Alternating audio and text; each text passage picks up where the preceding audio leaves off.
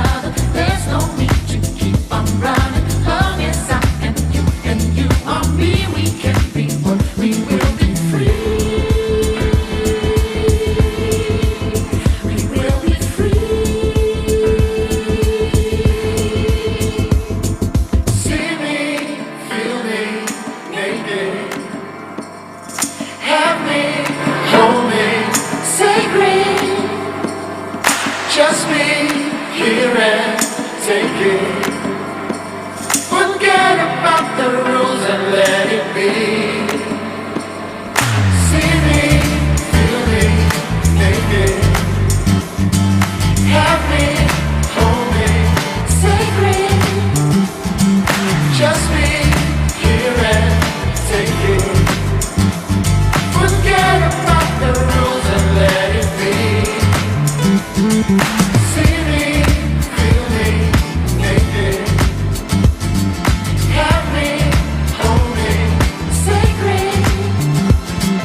Just be here and take it. Forget about the rules and let it be.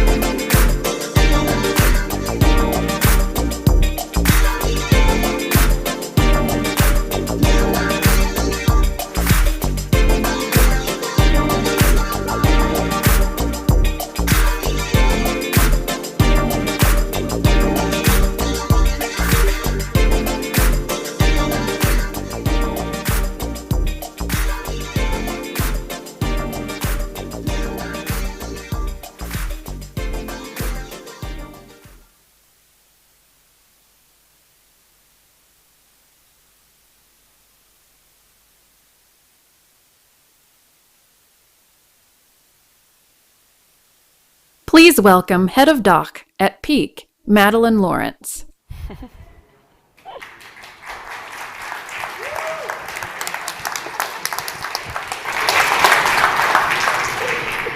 All right, testing 1, 2, it works. How's everybody doing this morning? A little bit hungover? All right, thumbs up. See a lot of people I know. You too, you better behave yourself during this speech. Very nice to meet you guys and girls and everyone else. And I'm really excited today to talk a little bit about, well, it looks like our title has actually changed last minute. They really put up with me and all the different changes I've asked for. But here to talk about memes and value add and what matters beyond money. And I'm gonna have some fun parts and some serious parts. And I might go too fast through some parts because I want to get to the serious parts in the end because we can't just all have fun all the time. But maybe before we begin, for those of us who are here, which of us are investors? All right, oh, okay, so this side. and on the founder side? All right, a little bit more dispersed. Okay, cool. So let's see the dynamics between these two sides when we wrap up. I want to start with saying, as many people have started by saying, these are unprecedented times. I actually took the liberty to go and look it up on Google Trends, and you can see the screens? Yes, that's big. You can see that apparently nobody said unprecedented before March of 2020. And unprecedented times also affected the capital markets. We welcomed a new normal in capital markets, and that is very small font. So let me put it in bigger font. I don't know why that works, but essentially we welcomed a new normal in capital markets that essentially meant fast money and big tickets. So here you can see the average round size, or sort of capital deployed month by month, and the yellow would be 2020, and the red would be 2021. And here you can see the average ticket size per round growing between the years at seed, Series A, between 2017 to 2021. So we welcomed a new normal of fast money and big tickets, and we also welcomed a new normal and huge funds. Here you can see the median VC fund size per year, and also per stage. And what does this mean? I think this means as a VC ourselves, it's been very competitive. I myself am a young investor, and every time I knock on a founder's door, they're like, what the hell? I've had a million other people knocking at my door, what's going on, right? We've got, let's around fast money, big tickets, huge funds. It's competitive out there. I wanted to actually test the waters and see how competitive is it really. So I did what any founder would, or I did what gets VCs going the most, and I decided to go into stealth mode as a VC. Okay, let's activate it. I publicly quit my job.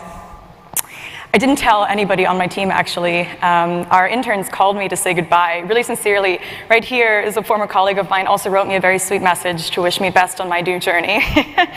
I publicly quit my job, said that I was going to start as a stealth startup. And I'm doing this to see how competitive are the waters. What are founders really experiencing in this world of fast money, big tickets, and huge funds? And it was a very fun journey. Welcome to my 72 hours as a stealth founder, and this is very much sort of how it felt. I've actually sent this to a few founders that I've spoken to who were like, how did you find me? There's nothing on my LinkedIn, there's nothing on my Twitter, how do you know that we're doing this? And I always have to joke, like, our job as a VC is to be a professional stalker. And I very much felt that when I quit my job and went into stealth mode. I had, within 24 hours, 78K views, 153 messages, and 2 very confused managing partners. And of course, I want to preface this with that's not necessarily normal. Of course, my LinkedIn is crawling with investors, right? So it's a little bit of a biased pool that I'm fishing in. But this was the response, and I remember I had to write the partners. I was like, I didn't actually quit, by the way, but I wanted to do a sort of a humorous roundup of some of the outreach that I got before we sort of wrap it up into maybe more of the more serious topics. I started writing down the funniest VC outreaches, including what the fuck, Maddie. SaaStr asked me not to curse, and I said, thank you for the suggestion. So this was my favorite. Are you just going to start a company and not tell your best friend? This is a befriended fund, but someone that I didn't know there just texted me, send me wiring instructions. And then just for the giggles, I was also asked to go on a cruise. And of course, I'm highlighting the most humorous ones here, but there were a lot of really fantastic and very sincere messages about wanting to join my journey or wanting to hear what I was working on. And this is an experience that a lot of our portfolio founders have had, and a lot of other founders that I've spoken to have had, of people knocking on their door and essentially what's the point of me saying this? It's busy out there. There's a lot of us out there. Of course, we can't ignore the past few months, and though that era of fast money and big tickets and huge funds, it's a little bit changing, and I'm not going to spend too much time talking about this because I think we're all done with the topic for now, and we're going to be hearing about it for a few more months. So of course, we can't ignore the fact that that era of the how was it again? Huge funds, fast money, big tickets, something like this, is changing. But the money still remains. Those huge funds are still there. There's still a lot of dry powder. Money as a product will continue to sort of change and be commoditized. And so I'm up here today, essentially to talk about how to make sense of that all. If you have investors lurking on your door or around the corner, how do you decide? Or honestly, just speaking to an investor, how do you really tell them apart? Is something that I, as an investor myself, sometimes struggle with. And together with my fund, we've tried a few different approaches to give tools to founders to help navigate the venture capital landscape. For example, I'm still a little bit upset because we can't seem to decide on one's designs. They all look very different. But one of the ways that we've tried to help founders make sense of it all and navigate this money industry is these guides to venture capital. And it's an overarching personal and professional goal of mine is to help founders navigate this black box industry. You can find any of these. We currently have them for DACH, Nordics, and Benelux. But you know what? Oh, wait, I forgot that I had this in here. These Founders Guide to Venture Capital, I created one for Pre-Seed Germany. This was just to sort of, break the ice if it was getting too monotonous at this point. I recently learned that pre-seed in German means contraceptive. So you can find me as the first result for pre-seed Germany, ranking before pre-seed, the family-friendly personal lubricant. And now we move on. But I mean, a map with a logo and a ticket size, as these are, it only tells you so much still. Okay, we get it. This fund does mobility, this one does fun tech, this one has a boring logo, this one has a fun logo. Still, in the conversations I have with founders, right, we're still largely all the same. I mean, go to any VC website, right? We're backing category leaders. We are game changers. We are innovators, visionaries. We're catalysts, partners for the long haul. We're shifting paradigms, disruption. It's at the end of the day, we're not too different from each other, and I struggle with that as a VC, and founders must struggle with that even more. And so I've done a few other things to help and maybe help navigate once again and the more nuanced differences between investors and how to capture that in a way that is both maybe entertaining but also true or provocative. And I tried this recently. I posted this last week or the week before, and this was a way to how to tell investors apart by looking at their shoes. And this came from a conversation that I had, a true conversation, that I had with one of our portfolio founders who was fundraising in Germany, actually. And he kept calling me up. He was raising sort of around beyond us. We were, helping with introductions and sort of getting the next lead investor. He kept calling me up. He's like, okay, I have a conversation with this fund. What do I need to know? And I found myself sort of, I was saying, all right, listen, they only hire people that worked at McKinsey, and everybody wears like a leather shoe. I found that, and every time he would call me and ask me about another fund, the shoe kept coming up. And I don't know if I'm just obsessed with people's footwear, that I noticed it so much, but he would call me back after the call and he'd be like, I get what you mean about the leather shoe. And I was like, yeah, I get what I mean too. And so I actually sat down over 3 days and tried to plot out, also with the help of some friends to maybe see where people should go, what a shoe might say about how to tell investors apart and about their culture and about what you can expect in a conversation with a VC. And I'm speaking more at the GP partner level. At the end of the day, all the analysts wear the same white sneakers, right? But if we look at, for example, the leather buckle shoe versus the Birkenstocks, right? I think if you walk into a meeting with an investor and they're wearing Birkenstocks versus that leather shoe, you can feel that the culture of the fund and how your relationship will be with them moving forwards will be different, most likely. But still, this was fun, and I do think could be useful, but it is still shallow at some level. And so I'm really excited that I have the opportunity here to push through these superficial guides and these humorous guides with a bit more nuance and really get into the thick of the matter. It's hard, be it shoes or logos or what you read online, it's still hard to tell apart investors and to see through money. Capital is becoming commoditized once again. I'm not quite sure how that's going to look like in the next 15 months. But we investors are selling a product that is the same as everybody else's product, right? A euro from X is the same as a euro from B at some level.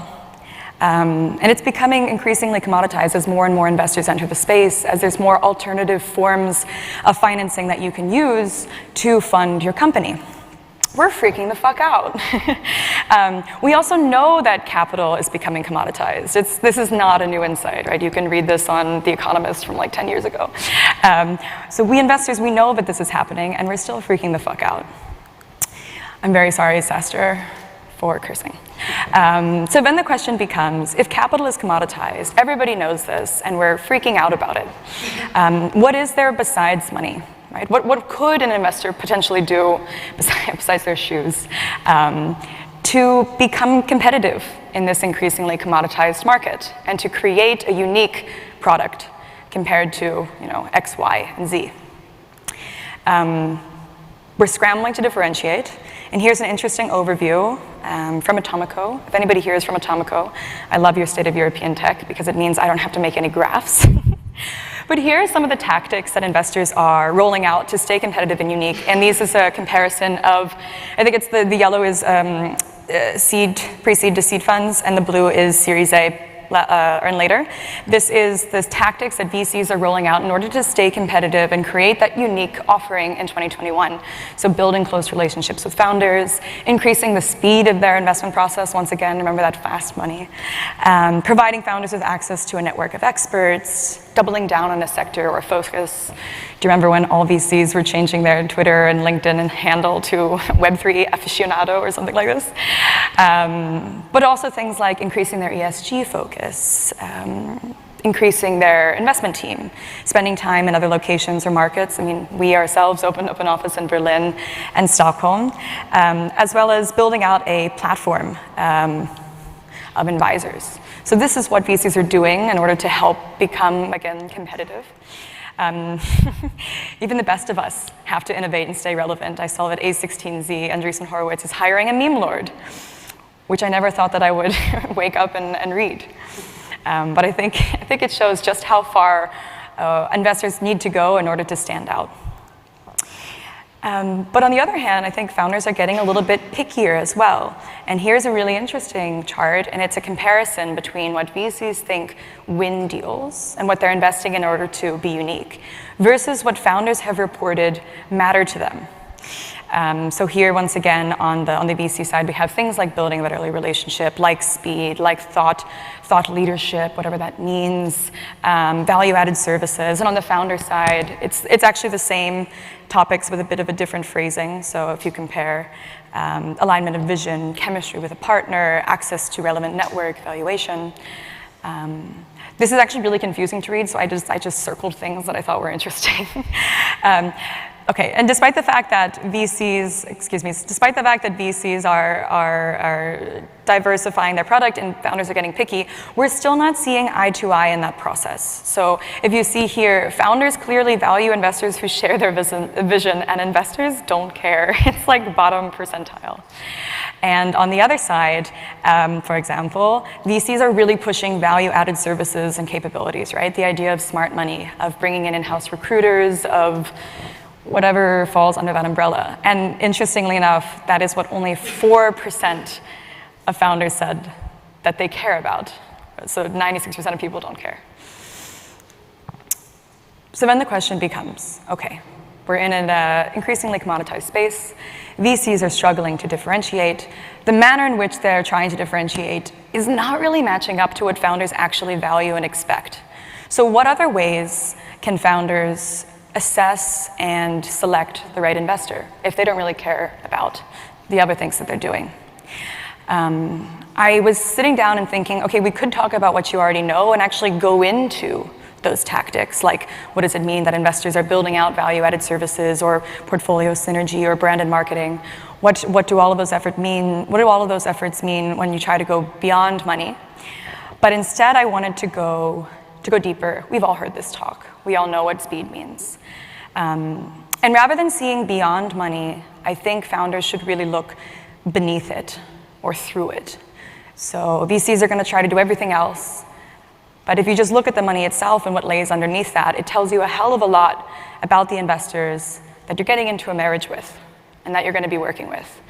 And I find that what's underneath that is something often founders don't know. I'm consistently surprised about how little founders really understand the venture capital model or really what investors want. So let's get into it and maybe piss a few investors off. Let's dare to go deeper. This is a really opaque industry. And now this is the serious part. It's a really opaque industry. I have a real issue with it.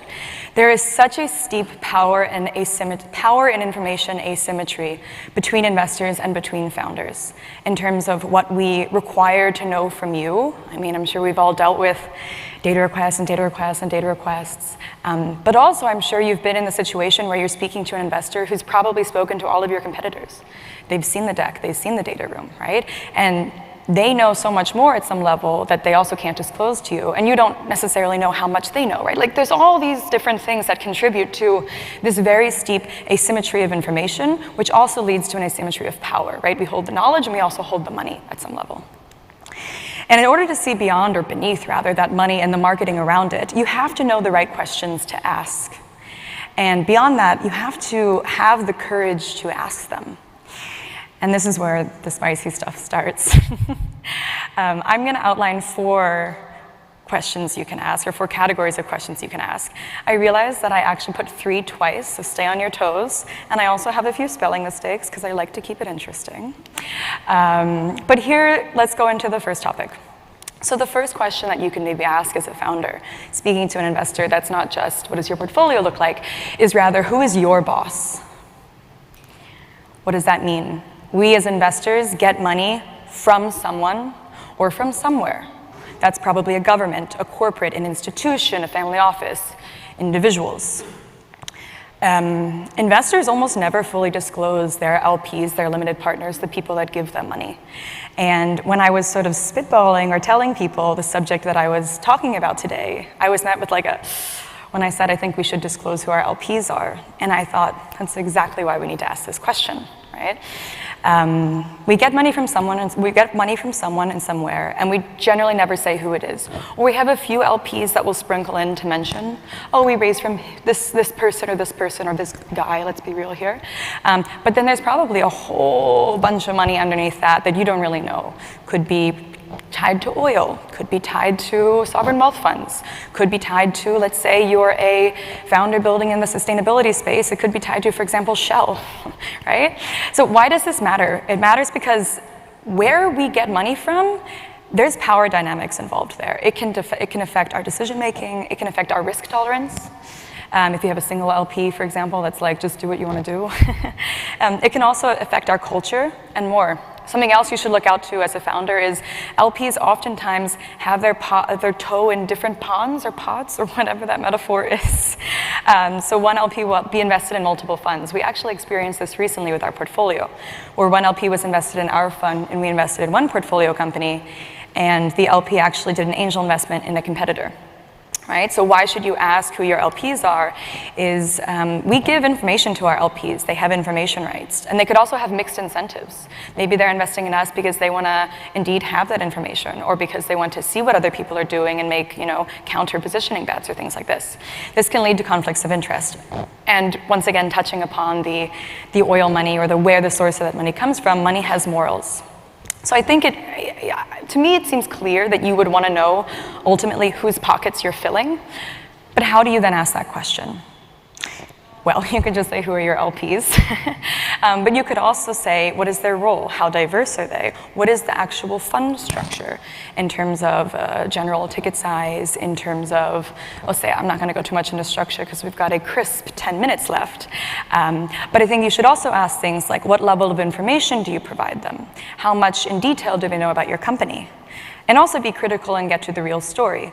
I don't think VCs have ever really been pushed to be fully transparent about their LP base, and I also don't expect that they do. But don't just ask the question once, who are your LP base, and accept the story of, we raise from founders. I'm sure you raise, and we do, by the way, and only from founders, but people we raise a lot from founders, and probably for other funds that might say that, it's probably also a lot of institutional capital and some corporates underneath, right? Maybe the founders are only 30% and there's X% something else. So keep pushing at it. Okay, how many LPs do you have? What's their average contribution? Okay, this is a little spicy. I recently saw this tweet, and here's actually what I aspire to. I would love to work in an industry where there is complete transparency about the LPs, about the people that you're making richer at the end of the day, and who I'm helping to make richer by investing in you. I don't think I'll see this in my lifetime. No, that's a bit dramatic. But anyway, this is my bigger aspiration. Let's go on to number 2. I would ask the question, what's in it for you? What do I mean? Ask about the fund incentive structure. I think you generally know, or you've read venture deals, and you understand the 2-20 model of investment, right? So you understand that we participate in the upside, and we get a 2% management fee, and that's how we make money. But what does that really look like in practice? Venture capital is a very long-haul partnership, and incentive alignment is sort of essential to steering the company ahead, and I think to having an aligned, whatever, I hate the word alignment, I'm using it so many times, but to sort of be on the same side. Investors are and this is sort of how you should understand it, right? Investors are constantly asking for your cap table, or at a later stage, arguing over mere percentage points to ensure that you as founders are properly aligned for taking the company further and not getting out, quick. We also argue about the size of the ESOP, making sure that that's big enough to support and bring on the right people. Wouldn't you want to know on the flip side, the incentive alignment of the VCs? We may have a 2-20 split, but it could be that one general partner has the full carry. It could mean that the partner that you're working with actually has none, or that there's a super long vesting period and they could leave tomorrow. How would you then ask this? You could ask, what's your skin in the game? Did you personally invest in the fund? That's one way that an investor might be, really, really invested in the success and the financial return of your company. Or you can ask, what's your piece of the pie? Do you participate in the carry? This is a really polite way of saying what I think I would want to ask, but I think it would be maybe a bit too soon to, which is, what is your carry? And you could also things like, what's your vesting period, what's the cliff, etc. Just turn it back and really understand, are the investors properly incentivized as well? As a third point, I would ask, what's your business model? Maybe we were joking all at the beginning, and now I'm really fucking serious. I warned you, right? I would ask, what's your business model? Why do I say that? At the end of the day, VC, our job is to make money into more money. That is generally the purpose of companies, but VC is one of the rawest examples of that truth. We get money, we return it as bigger money. And that model, in order to return that, is driven by outliers. I'm sure you've all heard the idiom, high risk, high return, right? In order to get that high return, we have a limited amount of time and a limited amount of money in order to do that, which means that we operate under certain assumptions, and we have a certain business model ourselves in order to assure that we're able to stay in business, aka give the return that we promised and raise the next fund. So why does this matter? Again, we have our own assumptions that inform our portfolio strategy and our investment strategy, and that decides things like our resource allocation, like our sensitivity to valuation. When investors are really pushing on the valuation because they're sitting there doing their homework thinking, well, shit, am I going to get fired because I'm not able to really, get something back on this? It informs the timeline that we might have to exit. I'm sure you all have been maybe informed that you should maybe ask where they are in the life cycle of their fund, because if it's at the end, you need to exit pretty soon, right? You generally have 5 years of active investment and then 5 or maybe more or less to exit those companies, right? You kind of sign a deal with the devil when you raise from a VC because you agree to sell, you agree to liquidate. So then that's what also would affect their timeline to exit or their dependency on other investors, right? The game that we've seen in the past has been a lot of VCs depending on other investors to sort of write up on paper returns, right? You come in at a nice pre-seed valuation, some flashy American fund comes on and they're like, let's hike this valuation up. They're able to fundraise based on that on-paper return. It's all these things relate to the VC business model. I'm rambling a little bit, so let's get to the how and move on. So how would you ask about that VC business model? You would probably ask things about, okay, how many investments have you done? How many investments will you do from this fund? What is the life cycle of the fund? These are pretty standard. What is your risk and return profile? That's an open question. I don't even know how we would answer that. Or you could ask, what are your key assumptions? You might have heard that sort of like classic 10, if a VC invests in 10 companies, they assume 6 are write-offs. Maybe 1 returns the fund by X or whatever, 3 return it by 2X, right? So I would encourage you to ask, what are your assumptions? And then if you want to really push it, you could go, what drove your past performance? As in 1 or 2, right? What was the realization of those key assumptions in the past funds? Or you could go, what is your past performance? I have never had a founder ask what our IRR is. I also don't know if we would disclose it, and that's partially the issue. Anyways, so now moving on to the second part 3. This is a bit of a curveball. It's actually a question that I always ask to founders. In order to understand the culture of their fund, I'll go, how do you celebrate? And you'd be surprised, I work in Germany. So you'd be surprised how many people are like, we go to dinner, and I'm like, fun. But how do you celebrate the success of your employees, right? How do you celebrate big milestones? How do you celebrate birthdays? All of those very soft things, to me, they inform what it would be like to work there, if they're going to be a good employer, if they're able to hire and retain great talent, if they have human values. And so it's a question that I ask, and what I mean to say is, ask about the fund culture. VCs say it's all about the team, and I'm sure as a founder, it's a bit hard to understand who you work with, because it can be a bit of like VCs are like a collection sometimes of lone wolves that work together. But we do have an internal team, and how we treat and structure that should say a lot about the people that you're going into business with. So of course to talk and maybe ask yourself about personal chemistry. Do you want to have a beer with this person? But what about the wider team, the wider dynamic, the wider structure? Ooh, a lot of points on this one. I don't think I have to talk too much about why, because I just did, but these are ways that I've learned to understand looking at other investors, or also that when I look at founders, what I might do. I would examine things like hierarchy and bureaucracy, 2 words and concepts that I do not like and do not thrive in. You can already get a feel for hierarchy and bureaucracy in the process. You can look at employee turnover. How long have people stayed and left, right? Examine their well-being. You could look at the team member profiles, the new hires. You can ask how you celebrate. You can ask, what are your OKRs? What's your most important metric? They might say, the success of our portfolio, then ask again, and they're going to say IRR. Anyways, you can ask, what's your hiring roadmap? Are there going to be enough people there to support you as their portfolio grows, and as you might need them through difficult times? And maybe a bonus tip is you can tell a lot by a team page. And I'm not saying this pejoratively, but crisp white shirts, for example, team pages where the fun fact is the golf handicap, or it's ordered by seniority, managing partner here, intern here, the office managers aren't even on the page. That to me, I'm not working with those people, I'm sorry. Particularly on the office managers are not even on the page. Crisp white shirts can look good every once in a while. So I've got a giant red clock here telling me that I have 1 minute and 43 seconds left. So I'm going to wrap it up. These are 4 ways beyond the shoes and beyond these logo guides that you can help make sense of what's going on.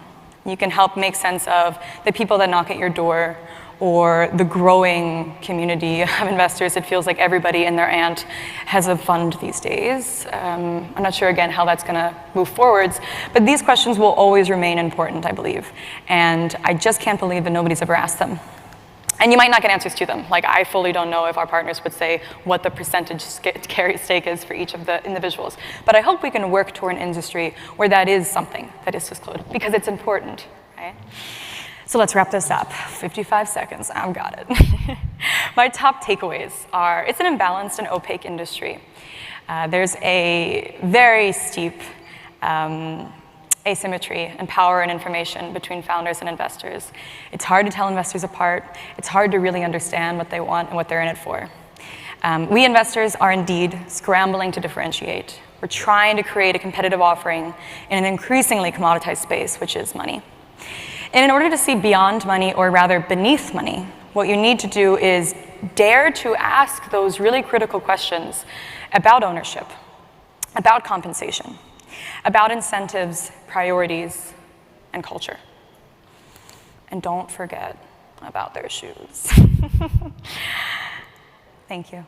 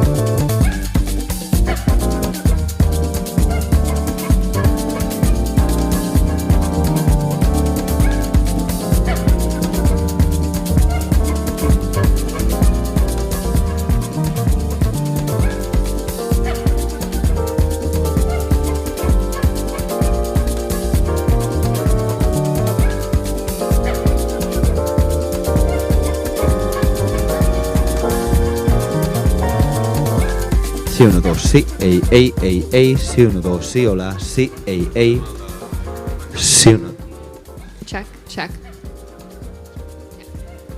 sí, 1, 2, sí, hola, sí, 1, 2, sí, ey, sí, 1, 2, sí, hola.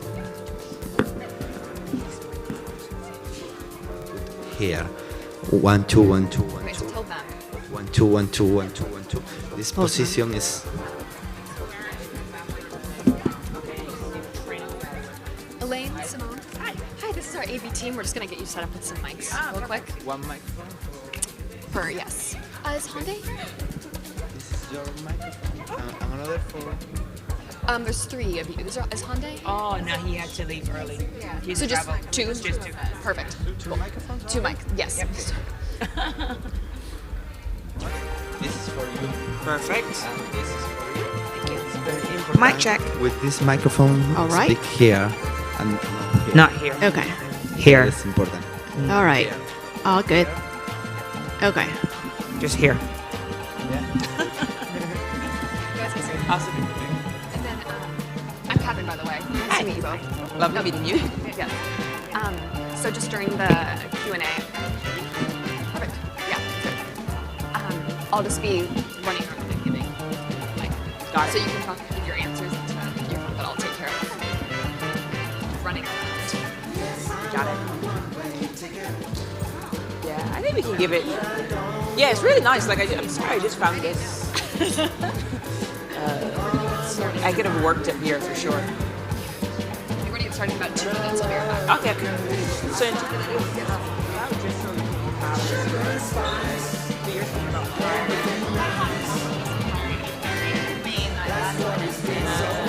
I'm hiring, so you're helping founders think about how to like build. No recording. Also, sorry that it's before really meeting you. Hey, lovely meeting you as well. Thank you for coming. You have to speak in like this, not like